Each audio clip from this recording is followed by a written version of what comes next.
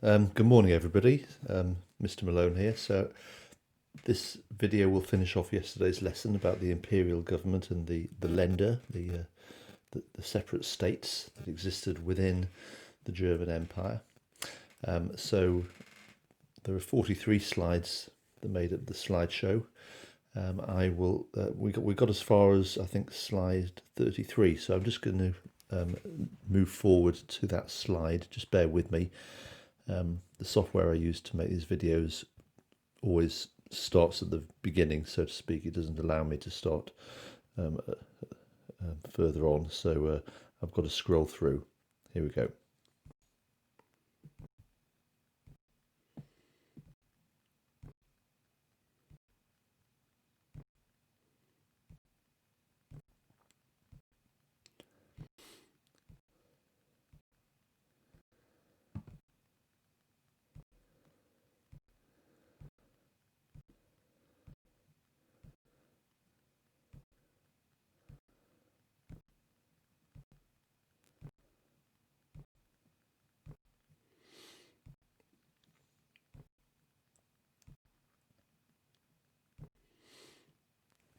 Okay, so we reached the point about the Bundesrat. So the Bundesrat was the upper house of the national parliament. Remember, that's the national parliament, the parliament elected by all Germans across the whole of Germany, all the states.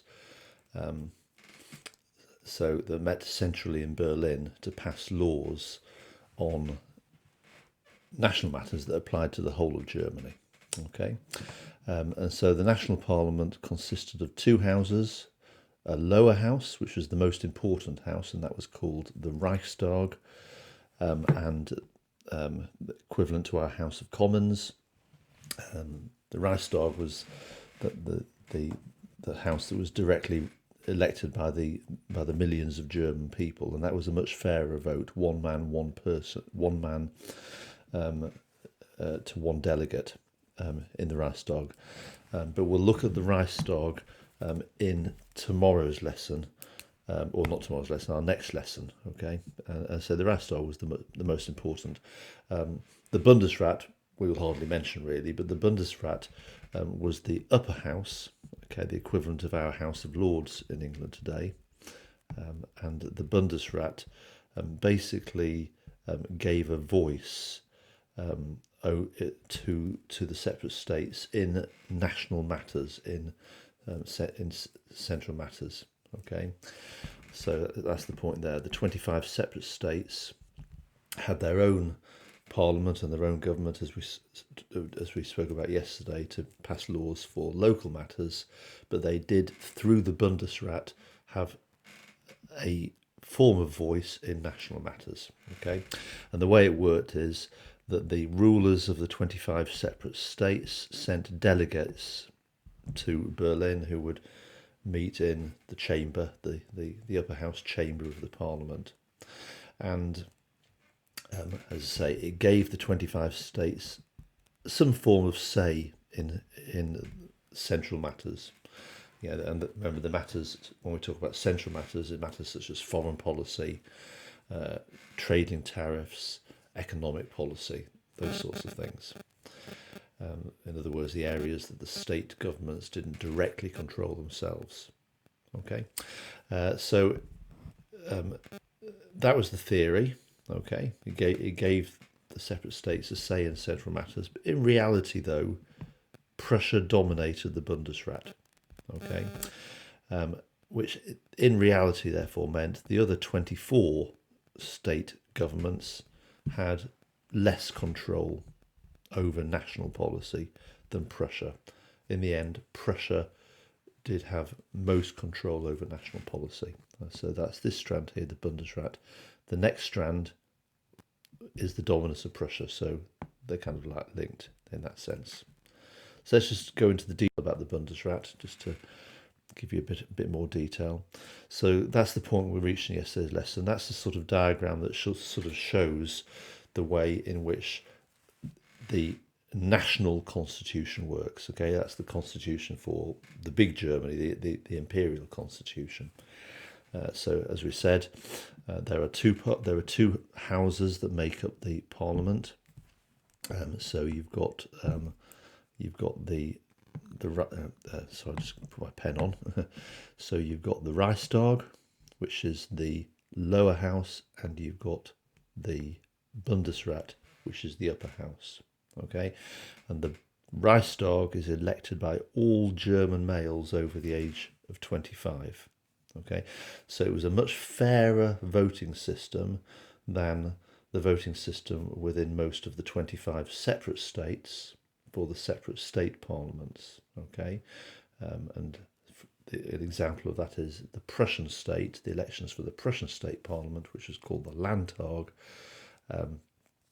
It was a weighted voting system, a tiered voting system, 3-2-1, we've already mentioned. Okay, now obviously by our standards it is not a fair vote to all German males over the age of 25, because blatantly it doesn't include females, and it is only from the age of 25 upwards.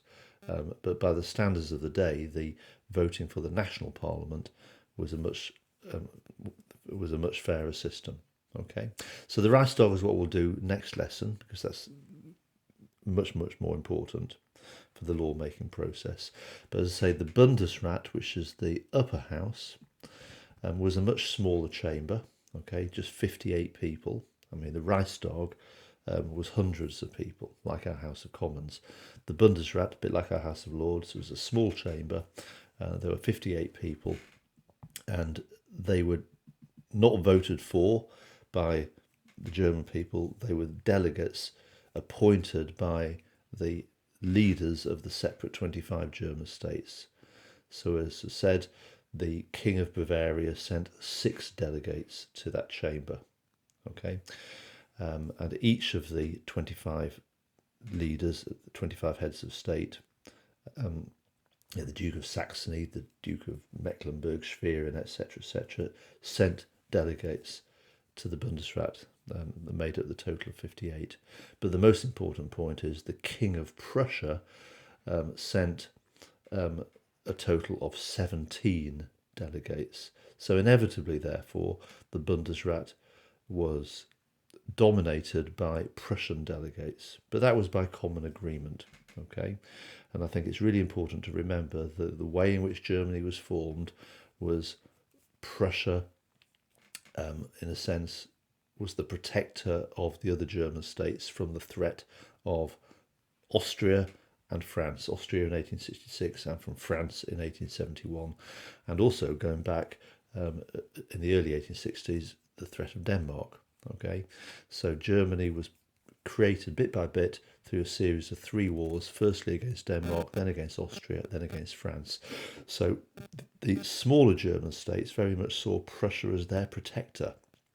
So they sort of rallied behind Prussia, and the creation of a unified Germany was a sort of collective agreement, but it was also the smaller states acknowledging we need Prussia to help us. So that was therefore the fact that Prussia dominated the Bundesrat, and the fact that Prussia dominated national policy through and through, was in a sense by consensus, by agreement of the leaders of the separate states. Okay, so I think we've covered most of the detail there. Have a quick look at it. So the Imperial Parliament, based in Berlin, okay, because it's the capital, it's the national parliament, consisted of a lower house, the Reichstag, which we'll do next lesson, and an upper house, the Bundesrat. And the Bundesrat gave voice to the local powers of the 25 separate states, the Länder, using the German word. So the Bundesrat was made up of the delegates of the 25 state governments, and they were selected according to the constitutions of the separate Länder. So remember, what we're looking at here is the constitution of the empire, the whole of Germany, but each of the separate states had a constitution as well. Constitution is basically a written document that defines how lawmaking works. Each delegate had a seat in the chamber, and there were 58 seats. Okay. Now, when we look at the Reichstag next lesson, there were a lot more. Okay, there were literally 400 or 500 seats. But in the Bundesrat, it was a much smaller chamber, like our House of Lords. in England today. So the number of representatives that each state sent to the Bundesrat depended on the size of the state. And the important thing is Prussia had 17 seats, Bavaria had 6 seats, the smaller states only had 1 seat each. Okay. At the beginning of yesterday's lesson, at the start of this slideshow, you got the information about further reading, okay, and much better than the textbook. I mean, you'll hear me say that all the time. The textbook is just basically the basic information. Much better is William Carr. So I can't remember the page references; they're on the earlier slide. But go to William Carr and read that carefully. That gives you pretty much the tiny detail about the way in which the Imperial Constitution worked. So the Bundesrat represented the will of the German states. In other words, it represented the voice. It gave voice to the German states, and it allowed the Länder a say in national policy. Okay, so this slide basically tells you what powers the Bundesrat had, and as I say, it was nowhere near as important as the Reichstag, but nevertheless it had some power. So the Bundesrat had the power to veto laws proposed by the lower house of the Reichstag. Okay, to veto means to stop, to block. Okay, so a proposed law will be voted on in the Reichstag by the representatives of all Germans. So in theory, the Reichstag gave real voice, real power to ordinary Germans. A law couldn't become a law without having been voted by the Reichstag, and it then had to be presented to the Bundesrat for discussion, and theoretically it had the power to veto laws, to stop laws being passed. Okay, although in reality that never happened, which is the point there. Okay, 14 votes were needed to veto legislation. Okay, so in theory, the smaller states, because if you think about it, they have got 41 seats between them, okay, could combine together to block a law that has been passed by the Reichstag, but it never happened. The smaller states, in the end, were afraid of challenging the Prussian power because they were dependent on Prussia for their security. So there was an overall willingness to make this system work from the separate leaders of the German states. And the Bundesrat also had some advisory powers over German foreign policy. Remember, this is national. This is the national constitution we're talking about, the Imperial Constitution. So the Reichstag passes laws to do with foreign policy and trade and economy and things like that. Law and order and education, remember, were actually dealt with by the separate state governments. So, yeah, it gave the separate state governments some voice over national matters such as foreign policy and trade and economics. Okay, so we're nearly there. That's 4 of the 5 strands. The final strand then is just really pull together and make sure we're clear about the dominance of Prussia. So this is not a new topic. We've talked about this time and time again throughout all of the lessons so far since we began the course, sort of a month and a half ago. So it's just sort of pulling together here, and this will continue to be a really important strand. I mentioned in the lesson yesterday that we'll continue talking about Prussia literally until we get to after World War II. When after World War II, a hugely important decision was made to demolish Prussia because Prussia was seen to have had a negative influence on the development of Germany. Okay, and we'll look at that, how the Prussians and Prussia, in a sense, played a part in putting Hitler into office in 1933. Okay, and that was an unwitting decision to a large extent, and we'll get into all of that, which many Prussians later regretted. But the issue is Prussia is too dominant. Prussia has too much power, and if Prussia hadn't had as much power as she was given in 1871, then arguably the rise to power of Hitler may not have happened. Okay, but of course nobody knew that at the time in 1871 that this would eventually happen. So it's a thread that we need to be aware of. So in reality, the Imperial Constitution ensured that that Prussia dominated national policy making. And that's because Prussia controlled each of the different levels of the imperial constitution. And that diagram was on the previous page. At the highest level, remember, the King of Prussia, therefore, was the German Emperor. So King Wilhelm I of Prussia became Kaiser Wilhelm I of the German Empire. And likewise, after the death of William I, Frederick III was likewise for 99 days the King of Prussia and the Emperor of Germany. So, and then King William II in 1890 became Kaiser Wilhelm II. So that's one example, okay? And then the second example, as we just saw, is Prussia dominated the Bundesrat because she had 17 seats in the Bundesrat. In contrast to the other German states. I mean, the nearest anyone got to her was Bavaria with 6, and most German states only had 1. In addition, Prussia dominated the Reichstag, okay, the lower house of the national parliament. We'll do that next lesson. And the lower house was the one that was elected by all German men over the age of 25, okay. From across the whole of Germany, all the states had a vote for the national parliament. And the national parliament was powerful. I mean, it was important because the consent of the national parliament was needed to pass all national laws. Every national law, every law to do with foreign policy or to do with the economy or trade was voted for by the what we call the deputies. In England, we call them MPs, members of parliament. The deputies in the national parliament, the Reichstag. Okay, and that's the second example. So that's the third example. In a sense, we've got example 1 there, the King of Prussia.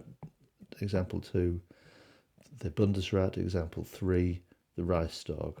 Okay, and then the example 4, the capital of Prussia was chosen to be the capital of the new Germany. So it was given that symbolic importance. They had a discussion about that. Where should we put the capital of this country? And they chose the capital of Prussia to be the capital of Germany. And then finally, 5, 60% of all Germans lived in Prussia. Okay. And we'll develop that next lesson when we look at the Reichstag. But because the Reichstag was elected by a national vote, so it's the representative assembly of all Germans, inevitably 60% of the members of the Reichstag were Prussian, representing Prussian people. So it meant that Prussia dominated the Reichstag as well. Another one, number 6. The Prussian state government, okay, was...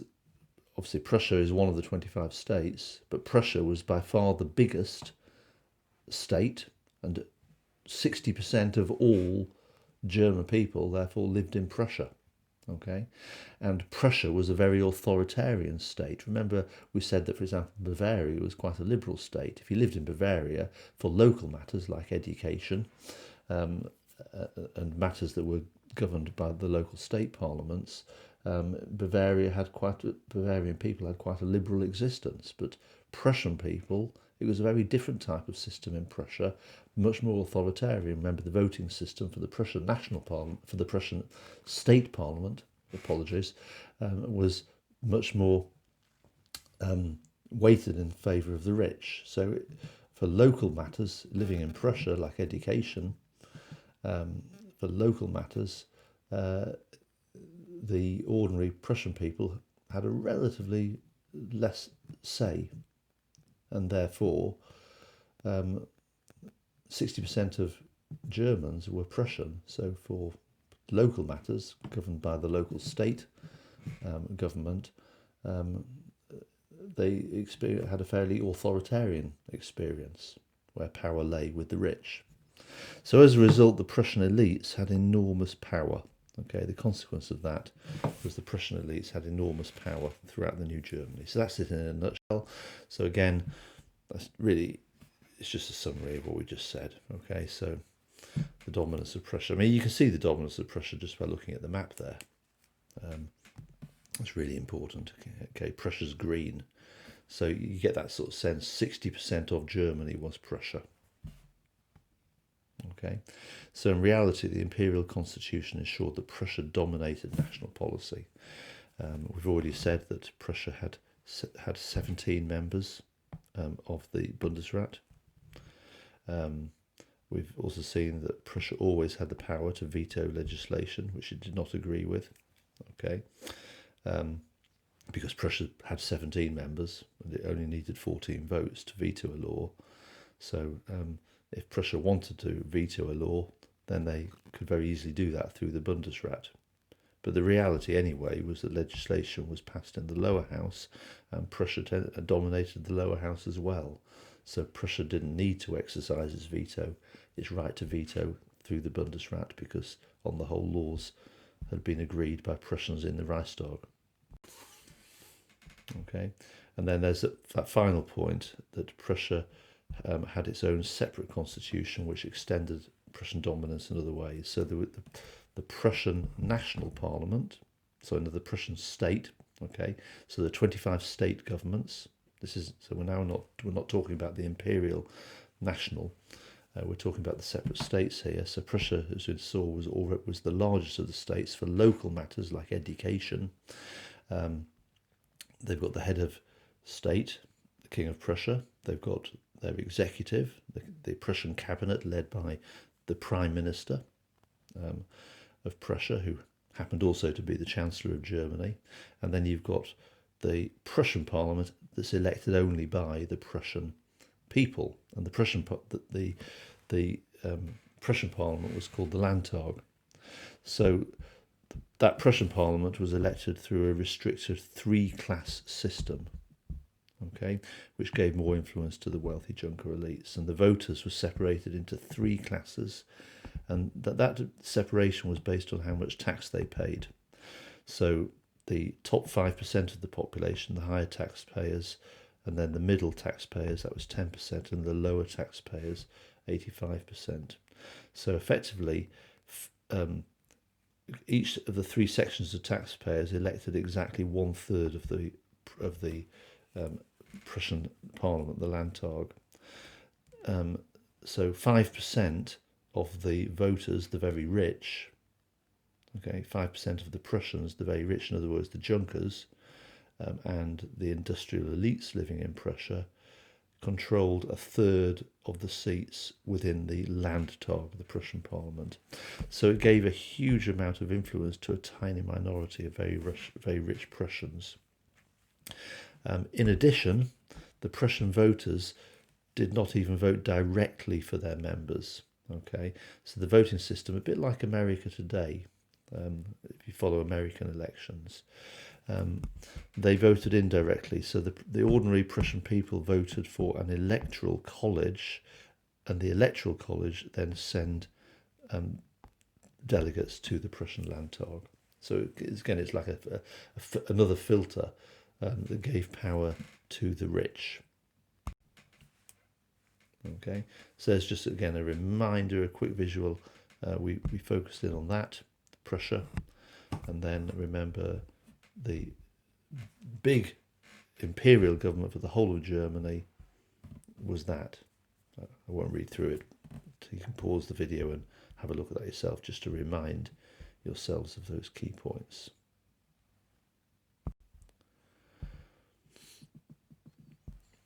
And so there again, it's what we've already explained is represented. The Prussian Landtag, which is the Parliament for Prussia, remember, the Constitution said that the separate state governments, the 25 separate state governments, sent the delegates to the Bundesrat. Okay, and so basically the Prussian Landtag, which represents 60% of Germans,